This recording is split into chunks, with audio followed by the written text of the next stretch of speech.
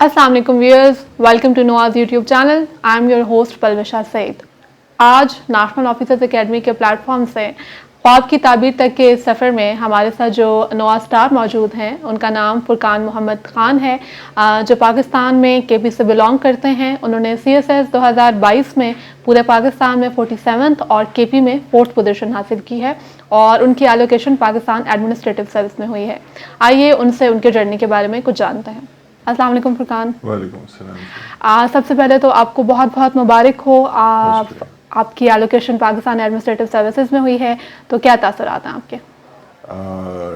एक तरह से डिसबिलीफ भी है कि कैसे हुआ, लेकिन खुशी भी बहुत ज़्यादा है कि हो गया है और बियॉन्ड एक्सपेक्टेशन रिजल्ट है। अच्छा, और अब हमारे देखने वालों को थोड़ा अपने एजुकेशनल बैकग्राउंड के बारे में बताएं। मैं बेसिकली मैकेनिकल इंजीनियर हूँ, गुलाम इसाक खान इंस्टीट्यूट का ग्रेजुएट हूँ और उसके बाद पहले मैं एक मल्टीनेशनल में काम करता था।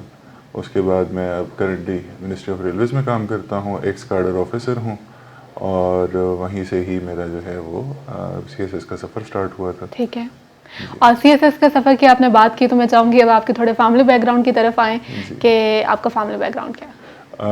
हम दो भाई, मतलब टोटल 3 भाई हैं। एक मुझसे बड़ा, एक छोटा है और मेरे वाले साहब सिविल सर्वेंट है। मदर मेरी हाउसवाइफ है। ठीक है। और मेरी वाइफ जो है वो खुद एक सिविल सर्वेंट है। ठीक है। और रेलवे में ही उनसे मुलाकात हुई थी। ठीक है, तो आपको जो इंस्पिरेशन मिली सिविल सर्विसेज को ज्वाइन करने की, वो फादर की तरफ से थी कि वाइफ की तरफ से थी? डेफिनेटली वाइफ की तरफ से थी। और ठीक है। और CSS की तरफ और स्पेसिफिकली इस ग्रुप को टारगेट करने का जो वो था, इंटेंशन थी, जो डिज़ायर थी, वो भी मेरी वाइफ की थी। ठीक है, तो मतलब आपने जैसे कहा, तो हम आपसे ऑन कैमरा ही पूछना चाहेंगे कि आपको फोर्स किया गया है या आपके अंदर भी था कि नहीं मुझे CSS करना है? क्यों नहीं था, क्योंकि ऑलरेडी मैं गवर्नमेंट सर्विस में था। I was public servant by definition. लेकिन जो उसकी एलीट फॉर्म है, जो सिविल सर्विस है, और फिर स्पेसिफिकली पाकिस्तान एडमिनिस्ट्रेटिव सर्विस, कोई भी इंसान जो कि गवर्नमेंट सर्विस में काम कर रहा है, वो चाहेगा कि पाकिस्तान एडमिनिस्ट्रेटिव सर्विस में काम करे और ये अपॉर्चुनिटी मिले तो क्यों नहीं उसको अडॉप्ट करना चाहिए। ठीक है, और फुरकान आप बचपन में कैसे स्टूडेंट थे? बचपन में मैं शुरू में थोड़ा सा स्लो स्टार्टर था और पोजीशन लेने की बारी जो है मेरी 4th ग्रेड में आई और फिर मैंने किसी को फर्स्ट पोजीशन लेने नहीं दी। ये तो बहुत अच्छी बात है, माशाल्लाह। तो तब से लेके अब तक फिर मेरे ख्याल में उसी पे आप कार फरमाए। जी हाँ, माशाल्लाह। अच्छा, अब आते हैं आपकी CSS की तरफ। अब हमें आइडिया तो हो गया है कि आपने इंस्पिरेशन कहाँ से ली है CSS की, तो हमारे देखने वालों को बताइए कि आपने जब CSS की अपनी तैयारी शुरू की, तो स्टार्ट में जब प्रिपरेशन आप स्टार्ट कर रहे थे, तो आपको कोई मुश्किलात फेस करनी पड़ी? देखिए, सबसे पहले तो एक गवर्नमेंट सर्वेंट के लिए सबसे जो चैलेंजिंग चीज़ है वो ये है कि अपनी सीट की, अपने पोजीशन की रिस्पॉन्सिबिलिटीज़ के साथ उसने किस तरह टाइम मैनेज करना है। और फिर CSS जो है वो it is not half hearted effort. आपने इसके लिए फुल टाइम देना है इसको, और फिर ना सिर्फ आपने उसको तैयार करना है बल्कि उसकी असेसमेंट भी करानी है, फिर आपने करेक्टिव मेजर्स भी लेने हैं और एक कॉन्टीन्यूस इम्प्रूवमेंट का प्रोसेस है CSS। तो चैलेंजिंग बहुत था शुरू में। कभी कभी ये भी लगता था कि छोड़ देना चाहिए, क्या ज़रूरत है, नौकरी तो है। लेकिन फिर जब वो मंजिल नज़र आती थी कि भाई ये कितनी प्रॉमिसिंग है, तो उस वक्त फिर जो है वो एफ़र्ट डबल करनी पड़ती थी। कभी कभी अपनी नींद को कट डाउन करके भी जो है वो प्रिपरेशन करनी पड़ी है सारे प्रोसेस के दौरान। तो आपके लिए इतना चैलेंजिंग भी था, लाइक आप साथ में जॉब भी कर रहे थे, फिर आपने CSS को प्रिपेयर करना भी स्टार्ट किया, लेकिन आपने फर्स्ट अटेम्प्ट में क्वालिफाई कर दिया। जी हाँ। तो ये कैसे हुआ? ये ऐसे हुआ कि कभी कभी जब आपको डर लगा हो ना कि कहीं फेल ना हो जाए, तो उस वक्त आप एफ़र्ट ज़रूरत से ज़्यादा करते हैं। और शायद यही वजह थी कि जब रिज़ल्ट आया तो वो एक्सपेक्टेशन से बियॉन्ड भी था। और एटलीस्ट वो जो सर्कमस्टांसेस हैं कि नॉर्मली दूसरी अटैम्प्ट तो लग ही जाती है लोकेशन होने तक, तो मेरे केस में शुक्र है कि वो उस हद तक नहीं गए, पहले ही अटैम्प्ट में हो गया। ठीक है, चलें अब हम चाहेंगे कि आप हमारे देखने वालों को अपने ऑप्शनल सब्जेक्ट्स के बारे में बताएं। आपके ऑप्शनल्स क्या थे? ऑप्शनल मेरे क्लासिकल जो सोशोलॉजिकल सब्जेक्ट्स हैं उनके उसमें से मैंने सारे सेलेक्ट किए थे। और इंजीनियर को के लिए जो है वो एक तरह से डिफरेंट डोमेन होती है लेकिन निस्बतन आसान होता है सोशोलॉजी और उससे एसोसिएटेड सब्जेक्ट्स को टैकल करना। मेन जो था वो पॉलिटिकल साइंस था, और फिर उसके साथ पूरी सीरीज़ थी सोशियोलॉजी, क्रिमिनोलॉजी, जेंडर स्टडीज़, और फिर जो मेरी मेन फील्ड है गवर्नेंस जो है, फिर वही मैंने ऑप्शनल सेलेक्ट किया, और अल्लाह का शुक्र है कि अच्छे मार्क्स आए सारे ऑप्शनल्स में। ठीक है। तो आपके बाकी सारे एक जीपीपी तो आपने कहा कि आपने सेलेक्ट किया, लेकिन जो बाकी सारे ऑप्शनल्स हैं वो आपके बैकग्राउंड से डिफरेंट हैं। जी। तो आपने अपने ऑप्शनल सब्जेक्ट बाकी जो ऑप्शनल सेलेक्ट किए उनको किन बेसिस पे किया? बुनियादी तौर पे जो क्लोजेस्ट टॉपिक था वो, चूँकि जो आपके मैंडेटरी सब्जेक्ट्स हैं, जो कंपल्सरी सब्जेक्ट्स हैं, उसमें आपका करंट अफेयर और पाकिस्तान अफेयर जो है वो कोर है, उसके साथ आपका ऐसे का सब्जेक्ट भी एसोसिएटेड है। तो उसी से लिंक करते हुए जितने सब्जेक्ट में क्लोजली जो सोशल इश्यूज से एसोसिएटेड सब्जेक्ट्स थे वही मैंने चूज़ किए। क्राइम भी एक इम्पॉर्टेंट इशू है सोशली, फिर जेंडर एक मॉडर्न इशू है और पाकिस्तान के लिए तो बहुत इम्पॉर्टेंट है, फिर सोशियोलॉजी इन जनरल कि भाई हमारी सोसाइटी और उसके साथ हमारा रिलेशनशिप। तो ये बुनियादी चीज़ें थी। फिर जो करंट अफेयर है वो बुनियादी चीज़ थी जिसके बेसिस में मैंने पॉलिटिकल साइंस को चूज़ किया। ठीक है। और आपके जो ऑप्शनल्स थे आपने बहुत अच्छा स्कोर भी लिया हुआ है। लाइक मैं चाहूँगी कि मैं अपने देखने वालों के साथ आपका स्कोर शेयर करूँ। पॉलिटिकल साइंस में आपके 125 हैं, जीपीपी में 62 हैं, और जेंडर स्टडीज़ में 68 हैं, क्रिमिनोलॉजी 65 एंड सोशियोलॉजी 44। तो जो आपकी ओवरऑल प्रिपरेशन स्ट्रैटेजी थी, आपने अपने इन सब्जेक्ट्स को प्रिपेयर किस तरह से किया था? एक तो उनका हर सब्जेक्ट का एक टेक्स्ट अवेलेबल है, उसका करिकुलम अवेलेबल है। जब भी आप सीएसएस के लिए अपेयर होंगे तो आपको सिलेबस जो है वो एफपीएससी की तरफ से प्रोवाइड कर दिया जाता है, और वो वेबसाइट पे भी अवेलेबल है। उससे आप कोर एरियाज़ आप डिफ़ाइन कर लेते हैं कि ये आपको कहाँ से इसके बारे में पता चले कि जिन एरियाज़ को आपने प्रिपेयर करना है। डेफिनेट नहीं होता कि किस तरह के सवाल आएंगे, लेकिन आपको एरियाज़ पता चल जाते हैं।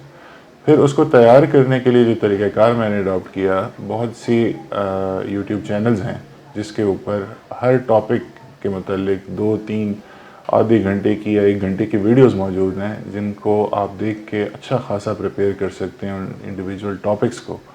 और एक्सेप्ट फॉर पॉलिटिकल साइंस कोई भी ऐसा सब्जेक्ट नहीं था जिसको प्रिपेयर करते हुए मुझे 15 दिन से ज़्यादा टाइम लगा हो। पॉलिटिकल साइंस एक बहुत वास्ट सब्जेक्ट है, 1 महीना आपको आराम से लग जाता है उसको प्रिपेयर करते हुए। बिल्कुल ऐसा है। 200 मार्क्स का जो भी सब्जेक्ट है उसका सिलेबस भी काफ़ी ज़्यादा है। नोट्स मेकिंग स्ट्रैटेजीज आपकी क्या थी? नोट्स किस तरह बनाते थे?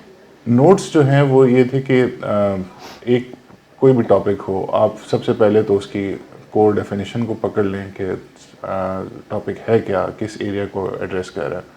फिर उसके साथ कोई ना कोई सोशल साइंटिस्ट इन्वॉल्व होगा उस टॉपिक के हवाले से, उसकी अपनी एक हिस्ट्री होगी जिसकी बेसिस के ऊपर उसने वो थ्योरी या वो टॉपिक एड्रेस किया होगा।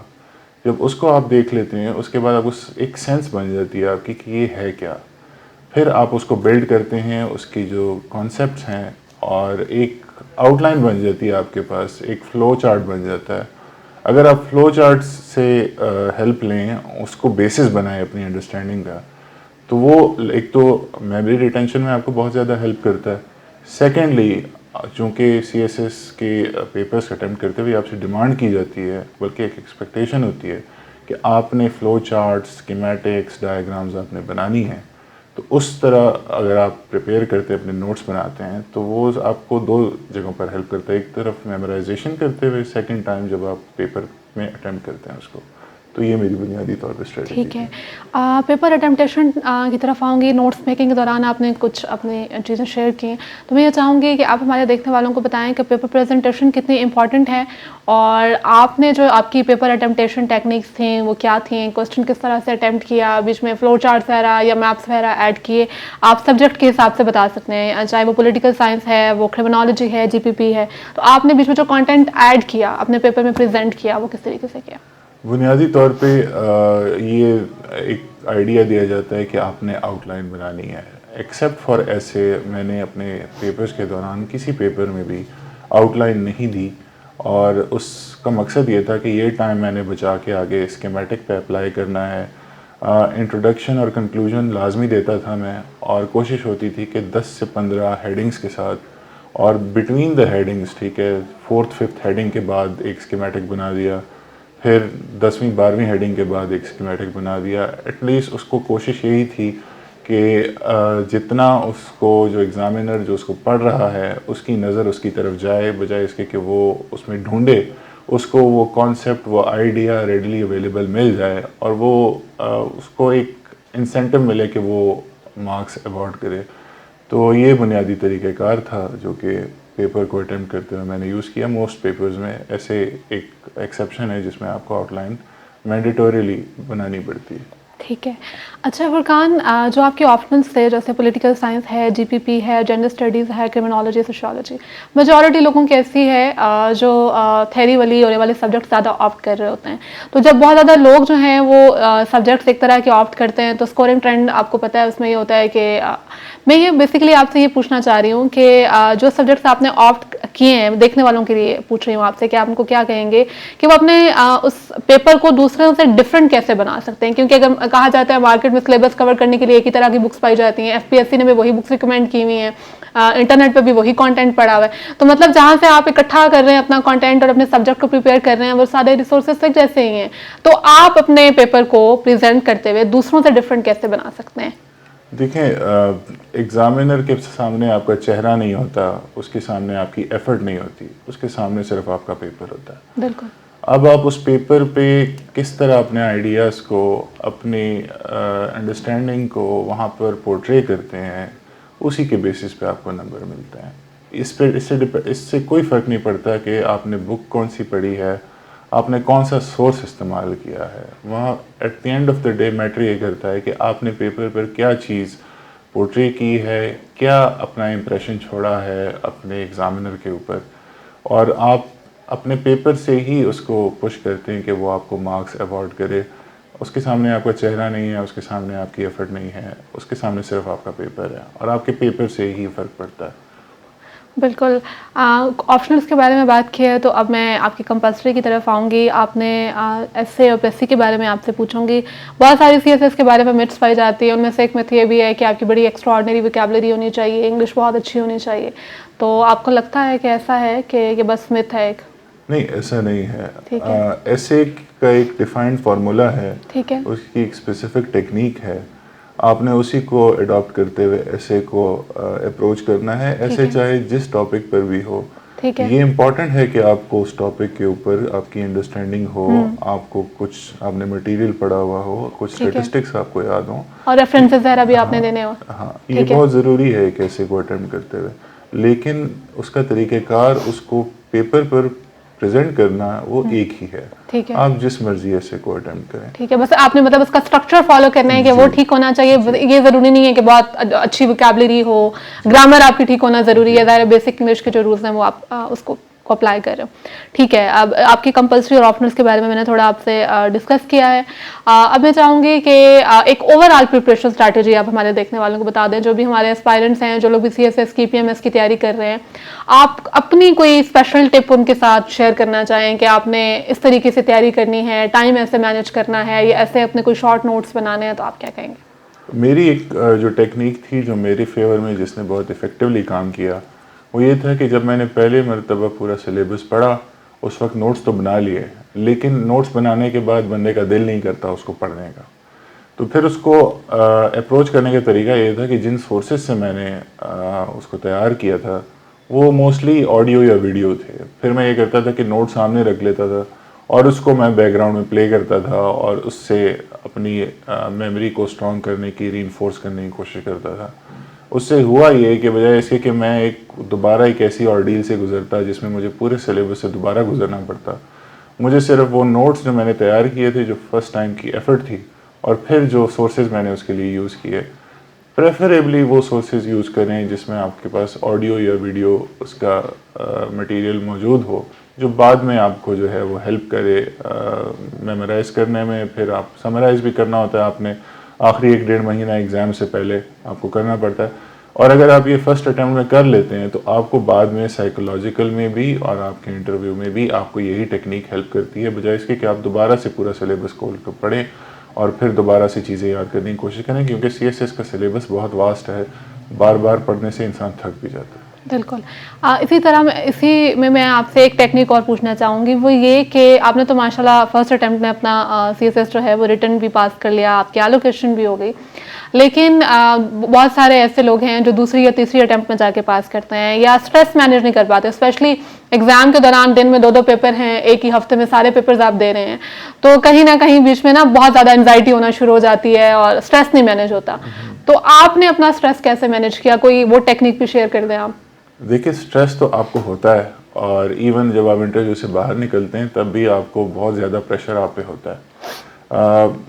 स्ट्रेस एक ऐसी चीज़ है जो कि आपको फोर्स करती है कि आप उस सिचुएशन को अवॉइड करें जिसकी वजह से आप स्ट्रेस में आते हैं। फिर आपका इस चीज़ पर डिपेंड करता है कि आपका इंसेंटिव क्या है इस मुश्किल सिचुएशन को फेस करने का। और इसमें इम्पॉर्टेंट ये है कि आपके पास जो इंसेंटिव हो वो ह्यूमन एलिमेंट हो।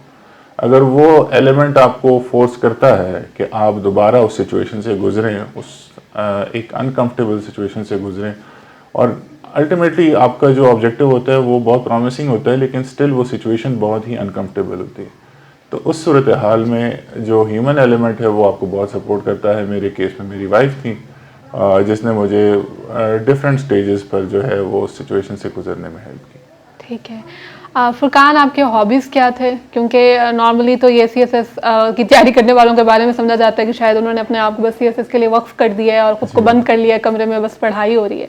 तो आपके साथ क्या हॉबीज़ थे? आप पढ़ाई के साथ, आपकी जॉब भी थी, फैमिली भी है, लाइक माशाल्लाह आप मैरिड हैं, तो और कौन से मशागिल थे आपके जो आपने इसके दौरान जो है उन पर भी काम किया?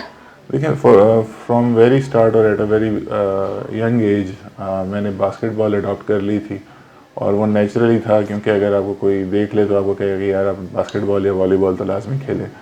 तो कॉलेज में और यूनिवर्सिटी में बास्केटबॉल खेली, लेकिन आफ्टर दैट जो है ना, जो मेरी जो एक्टिविटीज़ थी वो मेनली फ़िज़िकल थी, और वॉक को और इसके अलावा माइल्ड एक्सरसाइज को, डंबल्स मेरे रूम में पड़े होते हैं तो हर वक्त, तो उसको मैंने अडॉप्ट किए रखा। तो वो एक चीज़ थी जो कि मैं नॉर्मल रूटीन के अलावा जो है वो करता होता।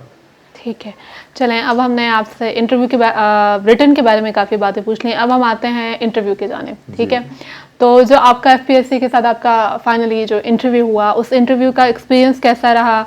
कोई ऐसा इंटरव्यू के दौरान कोई ऐसा क्वेश्चन आपसे पूछा गया हो, कोई ऐसा मोमेंट हो जो आप हमारे देखने वालों के साथ शेयर करना चाहें? देखिए, मेरा इंटरव्यू जो है वो तकरीबन 40 मिनट का था, और जब मैं दाखिल हुआ तब मुझे बहुत प्लेजेंटली रिसीव किया पैनल ने, और जब मैं निकल रहा था तब भी उन्होंने मुझे प्लेजेंटली सी ऑफ किया। कुछ सवाल ऐसे थे, फॉर इंस्टेंस इकॉनमी मेरी फील्ड नहीं है, और ना ही मैंने उसकी थीरीज़ या उसकी हिस्ट्री जो है वो डिटेल से पढ़ी हुई है, तो उनके सवाल मैं इतने अच्छे मैनेज नहीं कर पाया। लेकिन जो मेरे कोर एरियाज़ थे, मैं सीएसएस के सब्जेक्ट्स के हवाले से बात कर रहा हूँ, अल्हम्दुलिल्लाह वो बहुत अच्छे हैंडल हुए।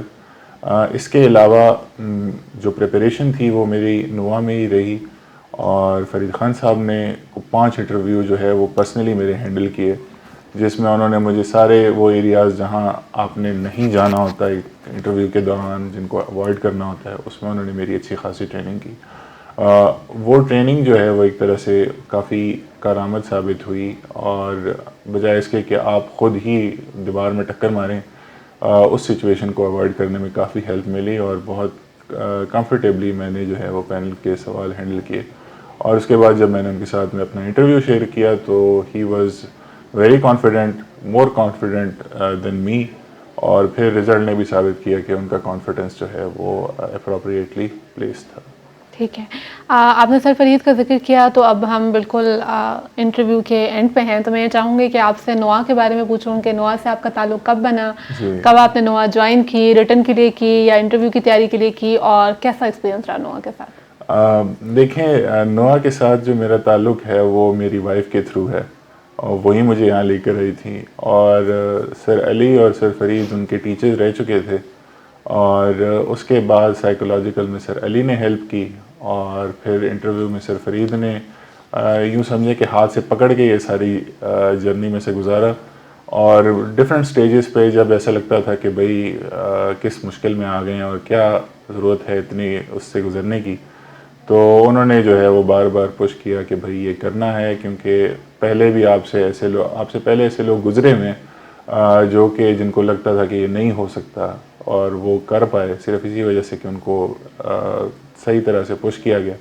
शुरू में तो सर फरीद को बहुत ज़्यादा सख्ती करके भी उन्होंने मुझे इस डायरेक्शन में लेकर गए, और फिर आहिस्ता आहिस्ता जब उनको लगा कि ये अब समझना शुरू हो गया तो उसके बाद उन्होंने थोड़ा सा जो है वो ब्रेक के ऊपर से एक्सेलेरेटर के ऊपर से पैर उठाना शुरू कर दिया। तो ये बेसिकली मेरी साइकोलॉजिकल की और इंटरव्यू की जर्नी थी नोआ के साथ। अच्छा। और इसका पूरा क्रेडिट जो है वो नोआ को जाता है। तो थोड़ा अभी आप अपनी वाइफ का जिक्र कर रहे थे, मैं देखने वालों के साथ शेयर करना चाहूँगी। 45th कॉमन की हैं आपकी वाइफ ज़ैनब मुनव्वर, आपने उनका बताया, और वो भी नोआ की स्टूडेंट रह चुके जी हैं। जी बिल्कुल। तो कहा जाता है कि नोआ इज़ लाइक अ फैमिली, तो आप इस बात से मतलब अग्री करते हैं फिर? जी, मेरी एक्सटेंडेड फैमिली भी जो है वो नोआ से ही है। मेरी वाइफ की जो सिस्टर हैं वो 43rd कॉमन पुलिस से हैं। बिल्कुल, आपने उनका भी बताया। तो वो भी पुलिस से हैं, तो मेरी एक्सटेंडेड फैमिली भी नोआ में ही है। जी। तो it is family, it's true. Thank you so much Furqan, बहुत अच्छा लगा आपका इंटरव्यू करके। आई होप कि हमारे देखने वालों ने आपसे बहुत कुछ सीखा होगा। बहुत शुक्रिया। बहुत शुक्रिया जी, थैंक यू। जी व्यूअर्स, आज हमारे साथ मौजूद थे फुरकान मोहम्मद खान, जिन्होंने CSS 2022 में पूरे पाकिस्तान में 47th पोजीशन हासिल की है, KP में 4th पोजीशन हासिल की है, और उनकी एलोकेशन पाकिस्तान एडमिनिस्ट्रेटिव सर्विस में हुई है। Stay tuned for more success stories. अल्लाह हाफिज़।